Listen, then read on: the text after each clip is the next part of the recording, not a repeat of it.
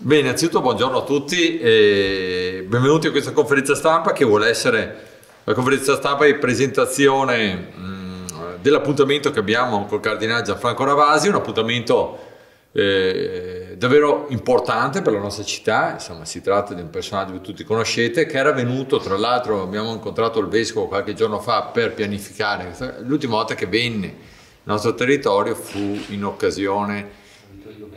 Bravo! In che anno? Vediamo se ti ricordi l'anno. 2000 e? Non mi ricordo. Era i 100 anni dell'azione, mi sembra. Può essere i 100 anni dell'azione, sì. Per cui diciamo più di 10 anni fa. È un ritorno sul nostro territorio che auspicavamo da tempo. E con l'occasione ci sarà la presentazione, si parlerà del libro L'alfabeto di Dio, annunciare l'alfabeto di Dio.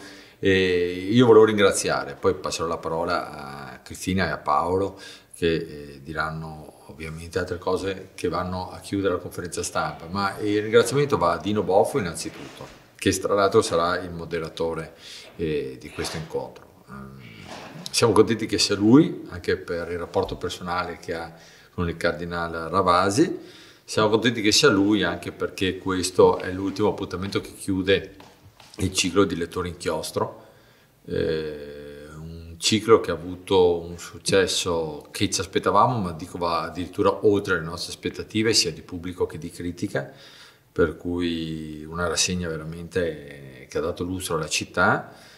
Poi insomma Paolo ringrazierà anche tutti i volontari che hanno lavorato e ci parlerà un attimo di questo aspetto. Però ripeto, per la città di Conegliano è assolutamente un evento fondamentale. Vedo che tra l'altro il Tam Tam che in 2 giorni che abbiamo iniziato a confermare questo evento, ci sono già tantissime prenotazioni, c'è tantissimo interesse intorno a questo che diventa veramente chiude in maniera meravigliosa questo ciclo di eventi che, ripeto, ha dato grandi soddisfazioni a tutti, ha fatto in modo che la città avesse una rassegna in più, una rassegna di altissimo livello, e poi i ragionamenti insomma sul proseguire di questa rassegna li faremo nei prossimi giorni, tirando anche le somme, ripeto, di una rassegna che è stata a livello di pubblico di critica, una rassegna a livello provinciale e regionale che si è fatta sentire e ha fatto veramente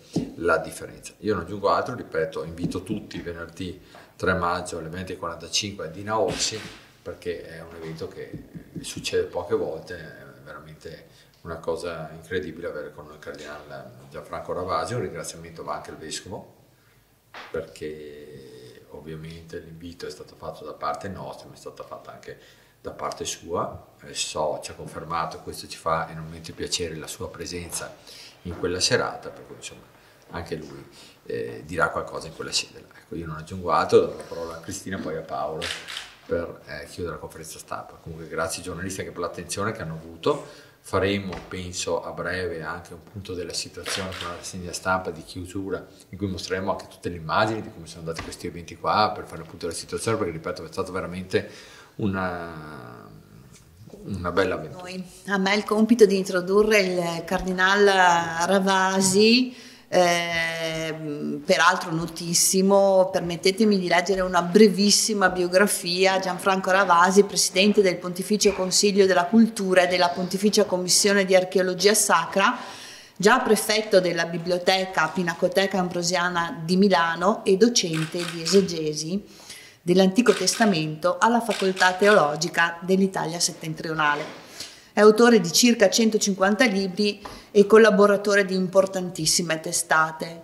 Ci parlerà di un argomento che è fondamentale per la cultura, per la nostra cultura di credenti cristiani, ma penso che possa essere molto importante anche per chi non ha questo taglio di lettura nell'ambito della fede, fra virgolette, perché parla di una cosa molto importante, cioè di 107 parole fondamentali della Bibbia che traggono la loro essenza, la loro linfa dai significati che l'ebraico e l'antico greco ci possono trasmettere. nel proseguo della vita di questi testi così importanti, così fondamentali, ovviamente sono state interpretate queste parole in tantissimi modi, ma andare alla profondità, andare alla radice, significa per tutti, oserei dire per tutti, perché i biblisti comunque non sono necessariamente credenti, ovviamente. Chi è credente dà un profondo significato e infatti questo libro è un piccolo dizionario per tutti noi. Ma credetemi, gli studiosi importanti, anche se non credenti, studiano, leggono, cercano di approfondire le radici semantiche delle parole fondamentali della vita, perché queste sono parole fondamentali della vita.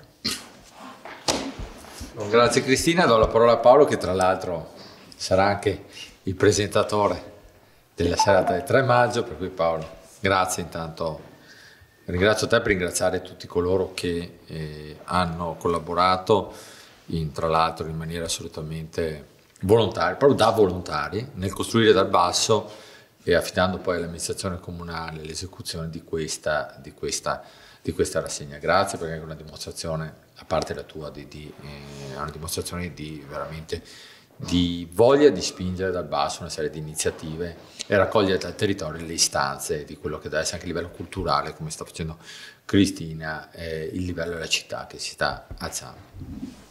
Grazie. Sì, infatti è un piacere per me oggi rappresentare questo gruppo di lavoro di Lettori Inchiostro.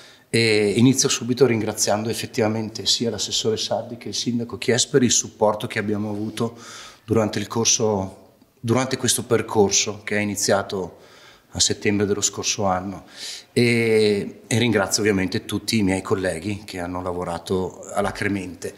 Siamo molto soddisfatti di come è andata la rassegna, perché abbiamo mantenuto fede agli obiettivi che ci eravamo posti all'inizio, e quindi quelli di stimolare il dialogo in città su argomenti di attualità che non avessero un unico filo conduttore, e quindi abbiamo parlato di etica, di poesia, di arte e anche di religione, e siamo riusciti a coinvolgere i giovani, e quindi quello forse è stato uno degli eventi che più ci ha dato soddisfazione, perché quando si lavora con i giovani c'è sempre quell'entusiasmo in più. E proprio perché siamo convinti, nonostante molti di noi fossimo alle prime armi, di aver fatto un lavoro soddisfacente grazie a chi ci ha supportato, e se ci saranno i presupposti sicuramente faremo il possibile per ripetere l'edizione e cercare di fare ancora di meglio rispetto a quest'anno. Grazie. Grazie. Grazie. Il successo di questa prima serie, cosa dipende, cioè ormai questa fame di cultura, cosa sono ormai quasi 2500-3000, no? Cosa? Uditori o no? Uditori? Ah sì, Beh, sicuramente. Guarda, 7-21, sì. Circa. Sì, ma guarda, io penso, abbiamo fatto tutta un'analisi di questa cosa qua. L'offerta culturale in città comunque è un'offerta culturale importante, però abbiamo visto che la possibilità, abbiamo avuto anche la fortuna di avere, ripeto, ho ringraziato prima Dino Boff e questo sicuramente è un ringraziamento che torno a fare. Abbiamo avuto la fortuna di riuscire ad innalzare il livello anche degli autori, no? Dei libri, perché sinceramente è una rassegna di livello veramente nazionale, e questo ci ha permesso anche di attrarre molte persone che non arrivano solo da Conegliano, ma anche da tutto un bacino più ampio, che è un bacino che ha fame di cultura, perché noi abbiamo visto anche le ultime mostre a Palazzo Sarcinelli, che hanno avuto tutto il pienone, e inserire un filone che riguardasse una presentazione di libri di autori di altissimo livello era ciò che da molto tempo cercavamo di fare. Abbiamo avuto l'opportunità, grazie, ripeto, a Dino, ma grazie anche a tutti coloro che ha ringraziato prima Paolo con Lettori Inchiostro, ci hanno dato una mano, e anche il fatto di partire dal basso, cioè di raccogliere tramite la volontà dei cittadini tutta una serie di istanze e capire dove dovevamo andare come target è stato fondamentale, per cui questo penso sia una delle ricette vincenti di questa rassegna. È anche uno dei motivi che sta spingendo questo gruppo di lavoro, tutti noi, a pensare a una rassegna l'anno prossimo. Certo che gli impegni sono tanti, le fatiche anche, e noi ci auspichiamo che questa gente di buona volontà continui a darci una mano, e continui anche ad incarnare quel sentiment che dicevo prima, cioè il fatto che la gente ha fame di cultura. Noi a Conegliano questo, anche i concerti musicali, anche ciò che verrà in autunno, in estate, in autunno adesso, va proprio in questa direzione qua, nel far diventare Conegliano il luogo centrale della cultura della provincia di Treviso. Noi pensiamo che questo sia fondamentale. Altre amministrazioni spingono su altre cose ed è legittimo. Pensiamo che per quanto riguarda le opere pubbliche abbiamo fatto il record col PNRR ed altro e lo stiamo dimostrando, ma la cosa che farà veramente la differenza nei prossimi anni sarà la cultura, ciò che riusciamo a seminare e quanto riusciamo anche a raccogliere dal basso l'entusiasmo dei cittadini, perché più riusciamo a creare un bacino ampio di persone che con una specie di cittadinanza attiva ma ci aiutano in tutte queste cose, più sicuramente arriveremo vicini a quello che è il nostro target, che è proprio quello di fare in modo che Conegliano diventi una grande comunità. L'abbiamo sempre detto, stiamo cercando di fare e vedo che anche dall'esterno ci guardano con molta attenzione per cercare di capire come facciamo a realizzare, anche con poca spesa, tutti questi eventi di livello nazionale. Questo filone culturale, sì, filosofico, etico, eccetera, come inerva anche le opere pubbliche, cioè, per esempio, perché sì, anche sì, a suo tempo si diceva, no? Si parte da qua per arrivare dopo a progettazioni, a ripensamenti, a rigenerazioni. Ma penso di sì, perché poi la coscienza collettiva che si viene a creare tramite questo, una coscienza collettiva che ci aiuta. Diciamo che uno dei primi investimenti del PNRR, ricordo sempre per noi, è stata la biblioteca, 5 milioni di euro su una biblioteca, però capiamo che questo non può bastare.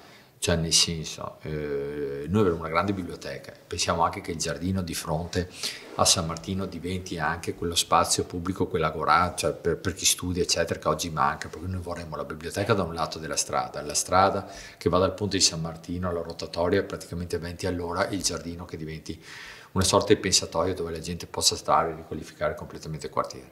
Ma questo non basta, anche quando noi guardiamo poi alle nuove aree di rigenerazione, riteniamo fondamentale che ci siano nuovi spazi per gli studenti, che si creino servizi di altissimo livello come gli ITS, come scuole che permettano a Conegliano di tornare ad essere punto di riferimento, come già oggi lo è, però aumentare questo nel rapporto azienda e territorio, che per noi è fondamentale, e poi creare anche degli spazi pubblici dove i giovani possano trovarsi, possano ragionare. Ma poi i giovani, cioè, non è che lo prendiamo come una cosa, una fascia di età fissa, cioè riteniamo tutte quelle persone che hanno voglia di scambiare le proprie idee, trovino dei luoghi per farlo, no? E anche questi sono ragionamenti che sulla Rezanussi sono ragionamenti importanti, per cui a Rezanussi da una parte, area del cotonificio dall'altra, che è anche vicino all'ospedale, cioè ci sono aree di rigenerazione che anche adesso che faremo partire i tavoli di concertazione con la cittadinanza e con le categorie, penso che questo si debba fare, cioè creare una coscienza collettiva di alto livello che permetta poi nei tavoli di partire già da un punto più elevato, per cui ripeto, per noi è importante la cultura, l'arte, la storia, la tradizione, anche perché i turisti che arriveranno vogliamo che trovino una città viva, una città dal pensiero attivo, che diventi una sorta di città pensatoio. Lo siamo stati molte volte, lo siamo stati negli anni, anche politicamente, una città che da sempre è stata antesignana di tanti processi, poi abbiamo visto a livello regionale e nazionale avvenire, e anche adesso diciamo che anche la mia rielezione, grazie a tutti quelli che ci hanno supportato, è diventata, ma te lo sai Francesco perché ogni tanto ne parliamo anche con Gianpietro, è diventato un punto di riferimento anche a livello politico, però mi piacerebbe che questo livello politico diventasse anche poi un livello politico-culturale, cioè ci fosse la volontà di trovare una città dove tutti possono esprimersi, indipendentemente, l'ho detto anche ieri al 25 aprile, indipendentemente da come la si pensi, sia una città che difende i valori fondamentali della libertà di pensiero, di tradizione, cioè un luogo dove tutti possano esprimersi meglio e possono sentirsi a casa anche se la pensano, ripeto, in maniera diversa. Tra l'altro, chiudo, non per niente, siamo la città che ha l'integrazione, numeri di integrazione superiori a tutti quelli del Veneto. Penso che questo qualcosa lo dica, ecco. Ci sia un motivo perché Conegliano è così, ma noi riteniamo che possa essere ancora di più nel tempo, possa diventare veramente un punto di riferimento per tutti.